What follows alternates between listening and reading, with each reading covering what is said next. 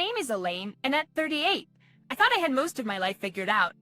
I have a loving husband, Michael, and a peaceful life until my mother-in-law, Clara, became an unsettling fixture in it. Her interest in our lives, while typical to some degree, was claustrophobic. Nothing prepared me for the cold vacuum that greeted me in our bedroom after the cheer of my mother's 65th birthday party. It was a gut feeling that something wasn't right, a prelude to the bad news I was about to discover. The spot on the dresser where my watch usually lay was empty. It was more than a watch. It was a milestone, a gift worth $12,000 from my mother on my 25th birthday, embodying her sacrifices as a single parent. It was irreplaceable to me. My eyes darted around the room, refusing to believe, but evidence to the contrary was stark and undeniable. "Michael, have you seen my watch?" He appeared in the doorway with a composure that felt out of place. "It's okay. Elaine, it's here somewhere, don't worry about it." He attempted to reassure me, his voice too steady. His calmness was unsettling. How could he be so certain that it was here somewhere? Tension crept into the space between us, as I considered the possibility that he knew something I didn't. "Don't call the police yet," he added quickly, as if he'd read my mind. But the suggestion was unnerving. Our home showed no signs of a break-in. Yet my gut told me it was more than a simple oversight. Was he hiding something? Thoughts of Clara and her thinly veiled admiration for the watch returned to me. Was that why he was so opposed to getting the police involved? Ignoring Michael's plea, my hands shook as I dialed 911. The gravity of what I was about to do weighed on me, but there was no other option. The silence from Michael as I explained the situation to the dispatcher was deafening. After hanging up, I faced Michael, seeking answers in his vague expression. "Why didn't you want me to call the police?" I demanded, but he just stood there, silent and evasive. My mind raced with worst-case scenarios, the pit in my stomach deepening. I had to know the truth. The watch was more than accessory. It was the embodiment of my mother's love and the tangible proof of her strenuous journey through my upbringing. It couldn't just vanish, and yet it had. The air tensed as we waited for the police to come.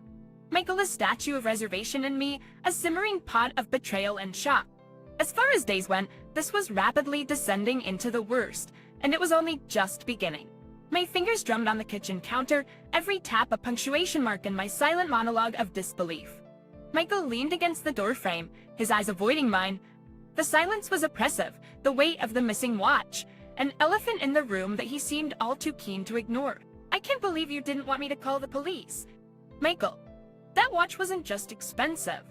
It was one of the last connections to my mom's hard work," I said, my voice firmer than I felt.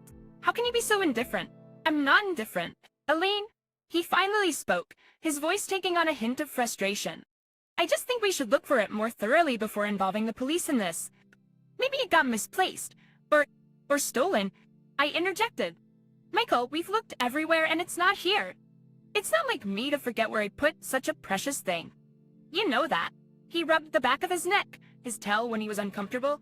I knew him well enough to recognize the signs. He was holding something back. Suspicion gnawed at me, my trust winning with each passing minute. "You're not saying something. Do you know where my watch is?" I asked point blank, hoping for an honest revelation. Instead, he shook his head, a feeble attempt at reassurance that failed to comfort me. The uneasy feeling had lodged itself in my chest the moment we stepped into the house. Now it was growing roots. In the hours we'd searched, Michael had remained oddly composed, as though the disappearance of a $12,000 watch was a trifling inconvenience. It didn't add up, especially when Clara popped into my mind. She had never been subtle about her desire for lavish things, her eyes greedy whenever they landed on my watch. The police would arrive soon, and I was faced with a dichotomy as my once unwavering trust in Michael or the unsettling thought that maybe he and his mother were not as transparent as they had seemed. "You didn't let her come here while we were away, did you?" I asked, dreading the answer. "Oh, of course not, Elaine," he replied with an uneasy chuckle. Why would I do that? I wanted to believe him, yet my instinct screamed otherwise. Michael's mother's shadow loomed large in our lives, her weekly visits, blurring the lines between marriage and maternal rule. I recalled the way Clara would command our space as if it were her own, and Michael's lack of resistance infuriated me. The sound of the doorbell sliced through the tension. My head snapped towards it, the chime marking the arrival of the consequences, the descent of the abstract into the painfully tangible. Michael's face paled, and I knew that whatever came next could potentially unravel the life we built together. Just with a deep breath, I strode towards the door, ready or not for the revelations it would bring. The door creaked open to reveal two uniformed officers, their expressions a blend of professionalism and subdued curiosity. "Ma'am, we received a call about a potential theft." One of them inquired, glancing from me to Michael, now standing awkwardly behind. "Yes, officers." "Please come in," I said, mustering a welcome that my rattled nerves barely supported. As they stepped into the house, my resolve strengthened. The law was on our side now. Clara had overstepped her bounds one too many times, and if she had taken my watch, justice needed to be served. I led the police into the living room and recounted the events leading to the discovery of the missing watch. They jotted down notes, their eyes occasionally lifting to measure our reactions. "It's an heirloom of sorts," I explained, my throat tightening. "My mother gave it to me on my 25th birthday. It's worth a lot, but not just in money. It's sentimental." "I see," the officer's pen paused. "And you suspected Mrs. Clara, your mother-in-law." His eyes peered into mine, searching for certainty. I nodded, flashing back to the weekend before. I caught Clara ogling the watch with an intensity that was discomforting. When she asked to try it on, it almost felt wrong, but I couldn't find a graceful way to say no. There was this one time.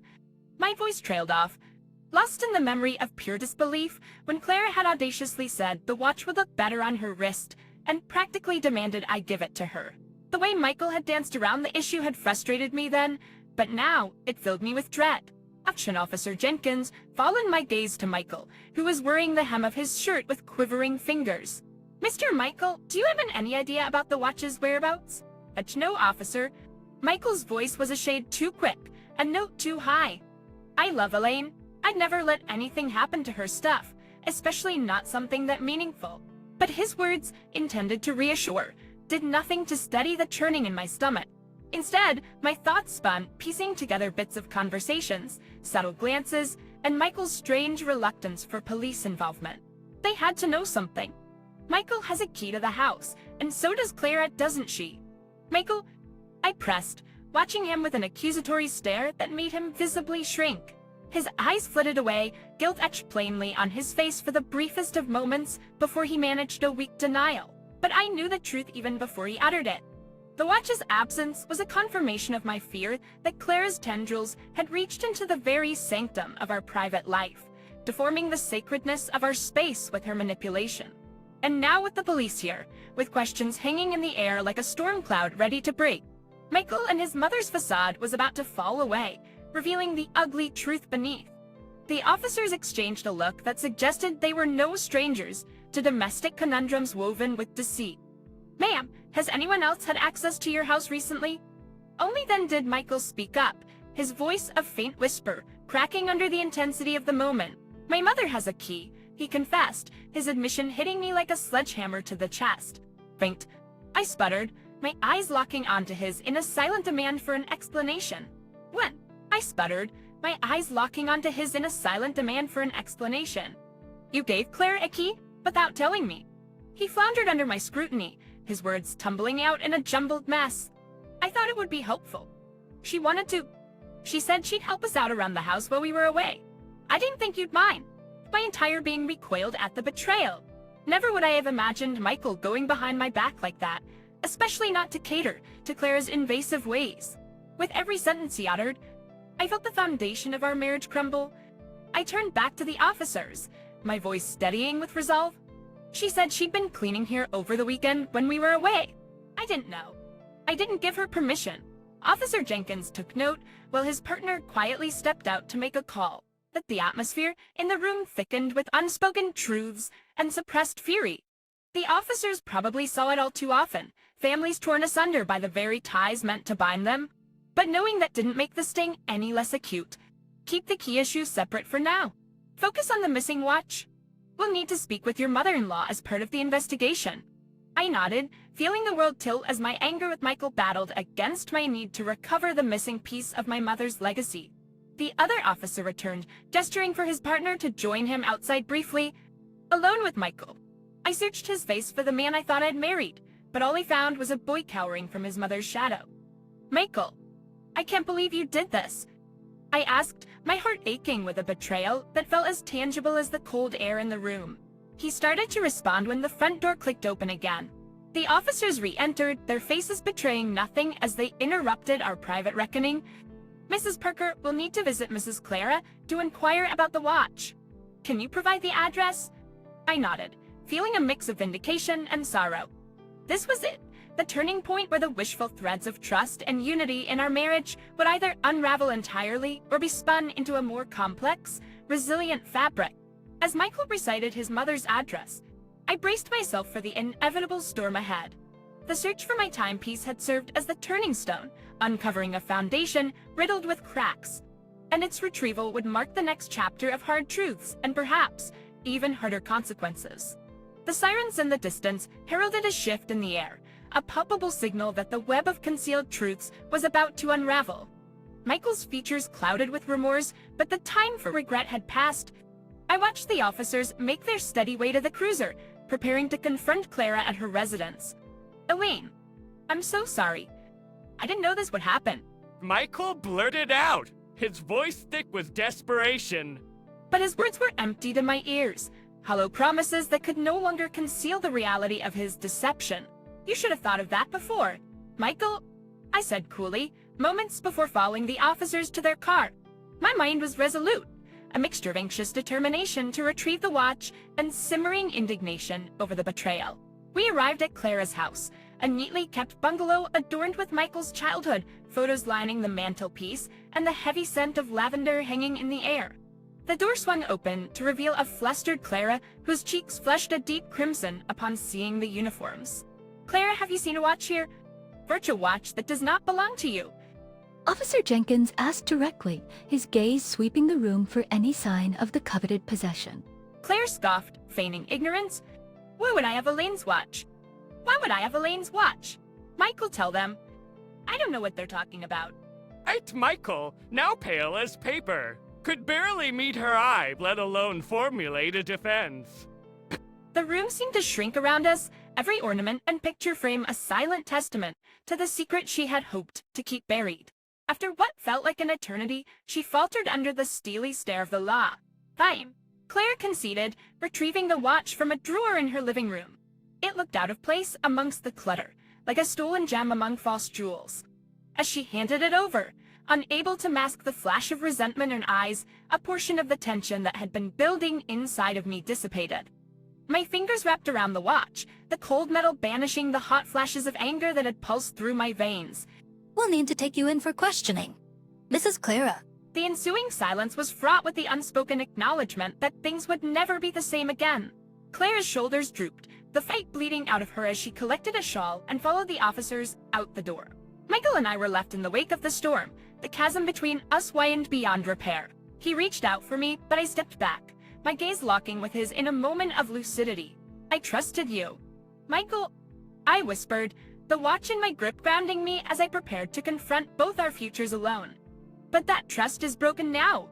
The silence settled heavily on my shoulders as I stepped out of the house, leaving Michael behind. The watch safely in my possession, but my heart fractured in ways I hadn't anticipated. Soon, in inspection, I'd have to pick up the pieces, but for now. As the officers drove away, the engine's hume and the fading sirens underscored the gravity of what had transpired.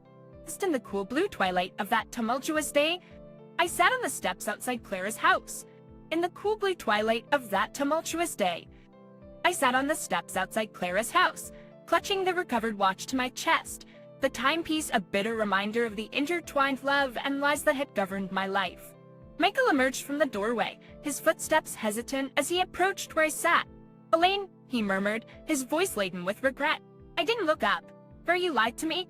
Michael, I stated plainly, cutting through the myriad of emotions with a scalpel-sharp clarity. You put your mother before your wife. And now here we are.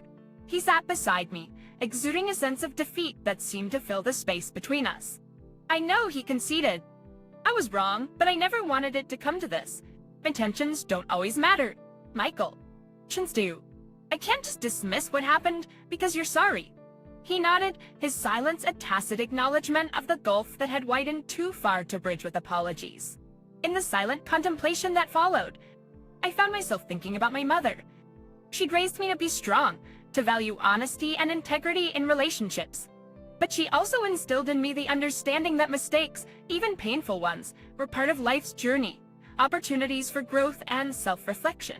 I rose from the steps, the watch's weight a grounding presence on my palm. I need time. Michael, to think about where we go from here, where I go from here. He didn't try to stop me as I walked away, each step stirring a potent mix of sorrow for what was being left behind and resolve for the uncertainty ahead. In the days that followed the incident, I contemplated my next steps. The divorce wasn't easy, accompanied by whispered rumors and sympathetic glances, but it was necessary, a step closer toward healing and away from a marriage marred by disillusionment. As the once formidable figure of Clara, broken by the repercussions of her actions, had paid the price for the damage done. Her savings were depleted to compensate for the watch restoration, and the rift between her and Michael grew into an insurmountable chasm. Faced with the harsh realities of her choices, she lived a muted existence, a shadow of her former self. Michael, burdened with regret and tarnished by the domestic turmoil that seeped into the corners of his professional life, left his job amidst the ensuing whispers and speculation. The echoes of our fractured union shadowed him long after our paths diverged. As for me, I returned to the watch box, placing the wristwatch back within the soft velvet confines. It represented a time, both treasured and tormented, a period in my life that was over but would forever realign my perspective on trust, love, and independence. The road ahead was mine to walk alone, and I took my first steps with the certainty that, no matter what lay before me, I would rise above the challenges, fortified by the lessons of the past. I was ready to weave a new chapter, appreciate newfound freedoms, and cultivate a future forged from the strength gained in the storm's eye. I appreciate newfound freedoms and cultivate a future forged from the strength gained in the storm's eye.